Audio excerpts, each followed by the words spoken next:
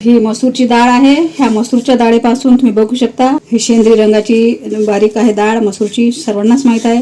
ह्या डाळीपासून आपण फोडणीचं वरण बनवणार आहोत. तर हे शिजवून घेतलेली आहे.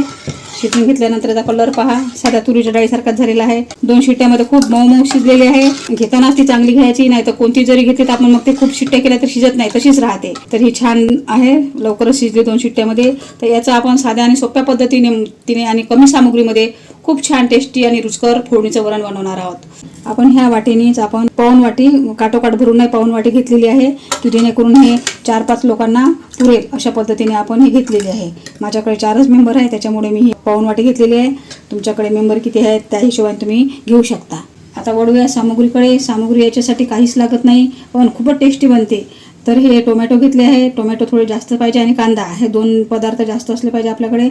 टोमॅटो घेतला आहे. कढीपत्तासुद्धा आहे घरच्याच झाडाचा तोडलेला ताजा. 3 हिरव्या मिरच्या घेतलेल्या आहे, कारण आपण तिखट टाकणार नाही आहोत, हिरव्या मिरचीचीच बनवणार आहोत.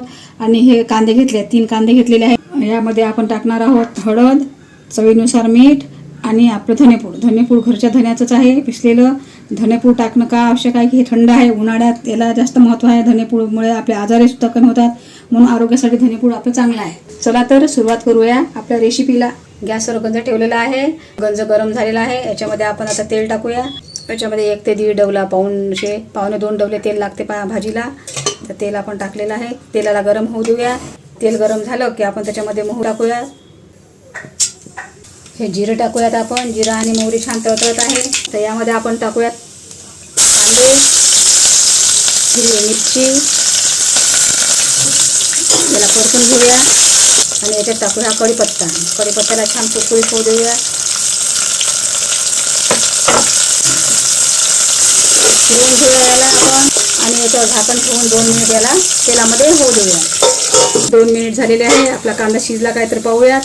कांदा छान झालेला आहे. याच्यामध्ये मिरचीसुद्धा चांगली शिजून आली आहे. आता याच्यामध्ये आपण टोमॅटो टाकूया. टोमॅटोला आपण 2 मिनिट होऊ देऊयात. 2 मिनिट टोमॅटो शिजू देऊयात त्याच्यामध्ये तेलामध्ये. 2 मिनिट झालेले आहे. आपला टमाटा शिजला काय तर पाहूया आपण. टमाटा बऱ्यापैकी झालेला आहे, तुम्ही पाहू शकता. याच्यामध्ये भरपूर कांदे आणि भरपूर टमाटे टाकले तर खूपच छान बनते ही. हिरव्या मिरचीची चांगली बनते, लाल तिखटची तेवढी चांगली लागत नाही. कोणती भाजी कोणत्या प्रकारे चांगली होते. आणि खूप तिखटसुद्धा बनवायची नाही.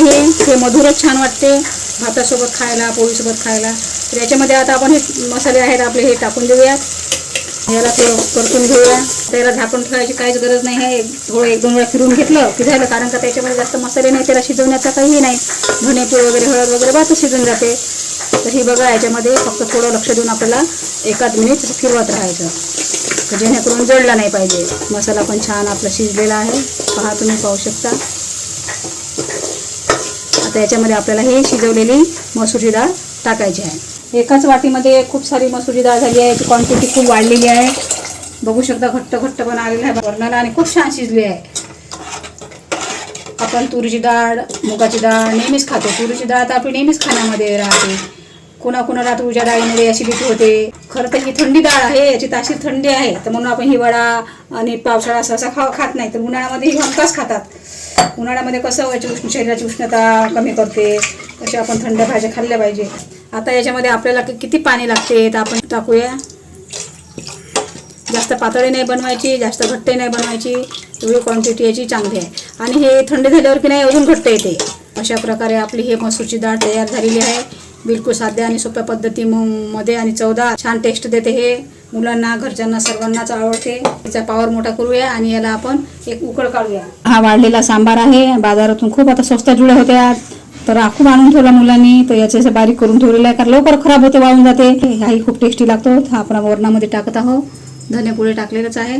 असं बारीक तुमच्याकडे जर सांबार वगैरे असेल, वाया जात असेल, फ्रीजमध्ये सुद्धा जास्त दिवस टिकत नाहीत, अशा वेळेस काय करायचं आहे, एका फडक्यामध्ये बांधून ठेवून वाळू द्यायचा आणि हाताने चोळून बारीक करायचा, काळ्या फेकून द्यायच्या.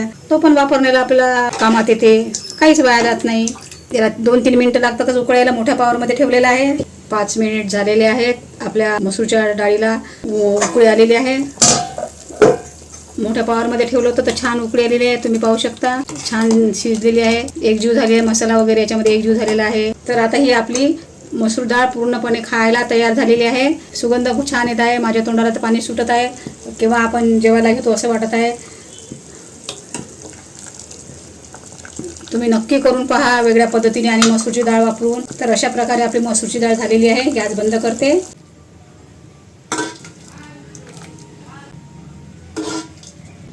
ही मसूरची डाळ आपली आता तयार झालेली आहे. ही उन्हाळ्यामध्ये करून पहा, हमखास करत जा आणि ही खूप छान टेस्टी आणि पौष्टिक आहे. आरोग्यासाठी सुद्धा खूप फायदेशीर आहे. अशा प्रकारे आपली ही मसूरची डाळ तयार झालेली आहे.